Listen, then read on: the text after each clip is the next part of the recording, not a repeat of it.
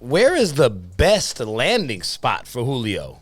I had a few of them on here, man. So a lot of people talk about the Colts, T.Y. Hilton definitely, increasing in age, becoming an older receiver. And he's had a few seasons here recently to where he hasn't been that dude.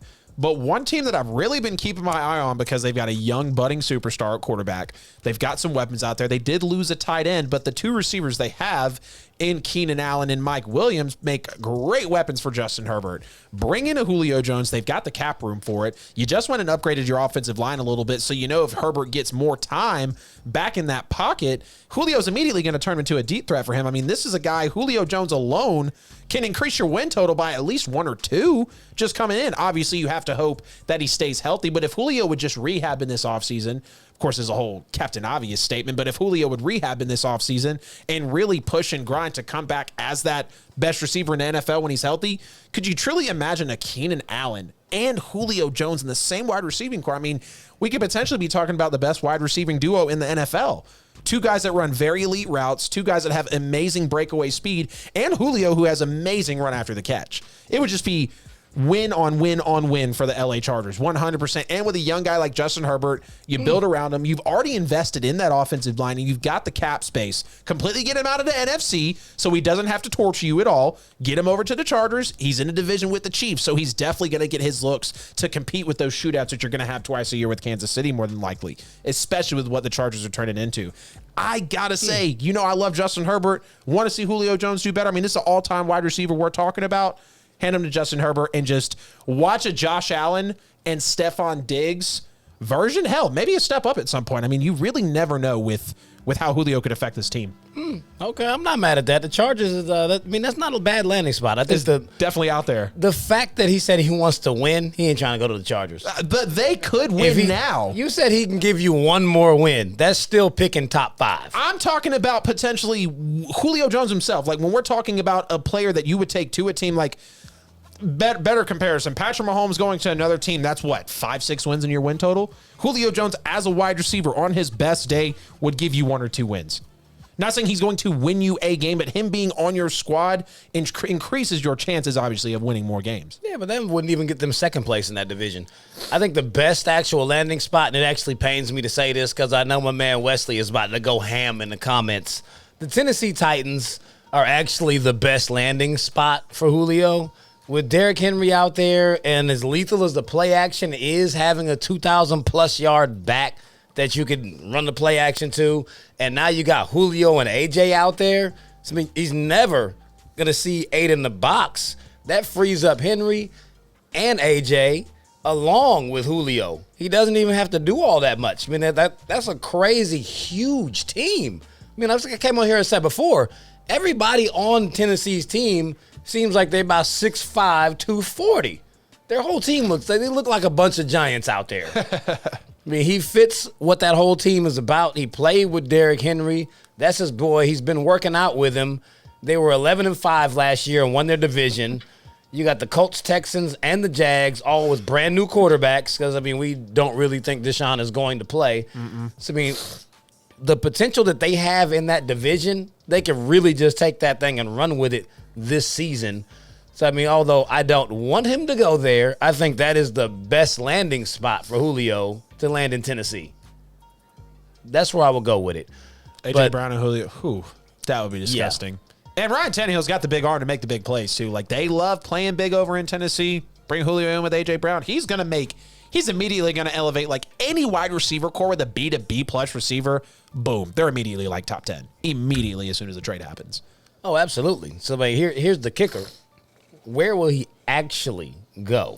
I'm going to bring it down to 2 teams because I feel like these 2 teams have been on the verge a little bit for a wide receiver. Just when have they truly had a surefire number 1 guy? As much as I want to say the Ravens, I just don't think the Ravens are enough of a big threat team to where Julio would need to step in and make an immediate impact. I'm going to look at the Colts for one. Great offensive line. You immediately make Carson Wentz more comfortable and better. You've got Mo Alley Cox, obviously T.Y. Hilton, Michael Pittman Jr. But you also look at the Niners as well, reuniting with Kyle Shanahan. And when was the last time really that the Niners had a number 1 receiver? I mean, Emmanuel Sanders. They're dealing with a Deebo Samuel and a Brandon Ayuk. Kendrick Bourne just got out of town. So I think it's either going to be the Niners or the Colts because immediately you give Jimmy G And Jimmy G can throw the deep ball. You immediately give him a deep threat, a guy who's going to be all over the field. I really feel a Colts or Niners landing spot here. And I mean, wherever he goes, like I said, he's immediately going to elevate that room. Veteran leadership, especially with those Colts. You got a huge young team like Jacob Eason as the backup quarterback. He's studying. You've obviously got Mo Alley Cox, who's a young guy. Michael Pittman, who's a young guy. Jonathan Taylor. You go in that locker room and immediately raise that veteran pedigree for a team that's already trying to be on the verge of that Super Bowl bubble, which I think the Colts are. Julio's a great addition to that team. I'm not mad at that. I mean, the Colts and the 49ers, both of those will be good looks, but that's not where he's going to go. Julio Jones is going to end up a New England Patriot. I'm out. He wants to. He already has come out and said that he would like to play with Cam Newton. Julio and Cam are cool.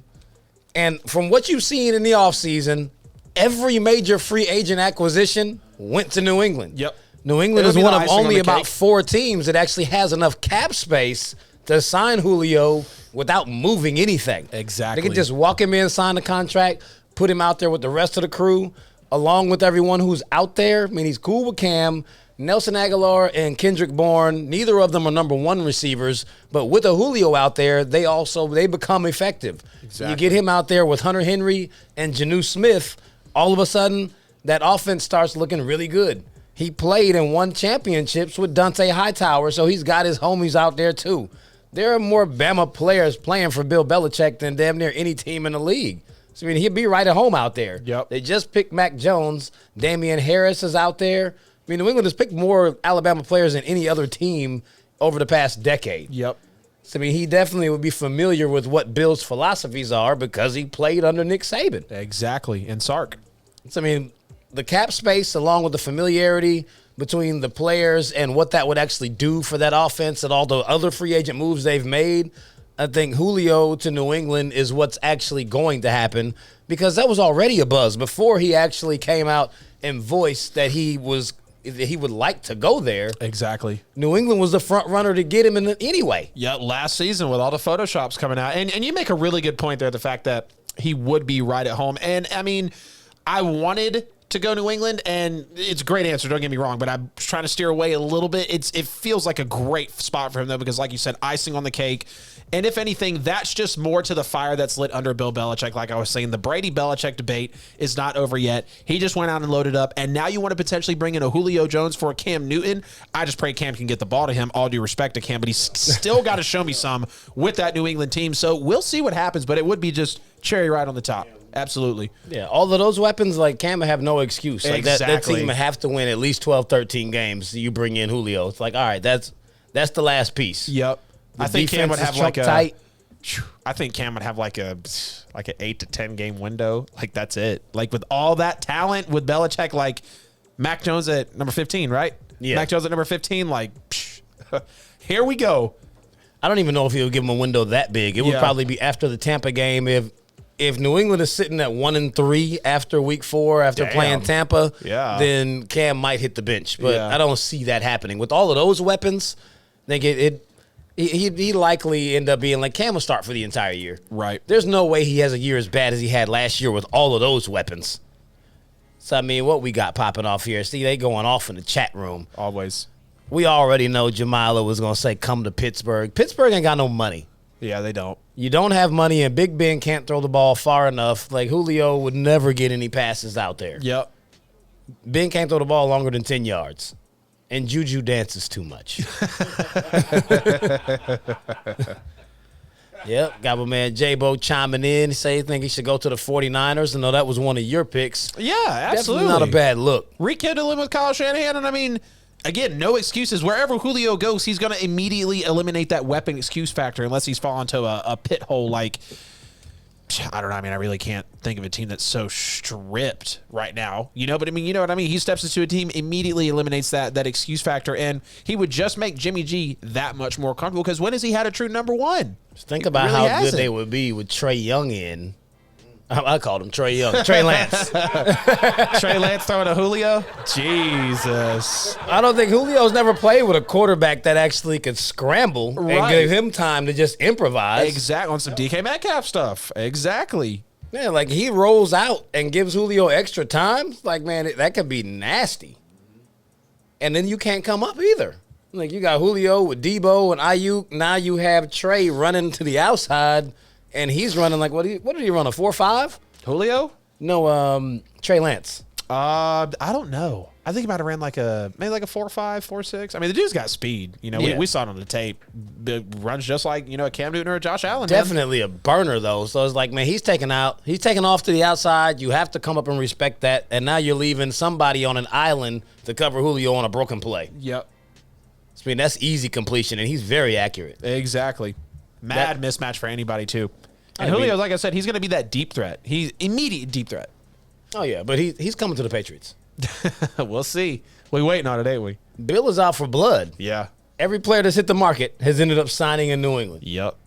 They got all of that money, and just like what we recently heard a little earlier today, the cap next year is going up by another $26 million. Going up? Up. Oh, wow. It's going up to 208. It's at 182. It went down from 197 last year, which is why so many teams had to let go of all these players, and there were only a handful of teams that still had money. That's why Exactly. New England was able to sign everybody, because Exactly. no one had money to keep them. Exactly. But now they get all the money plus some back next year, so you can just keep signing folks.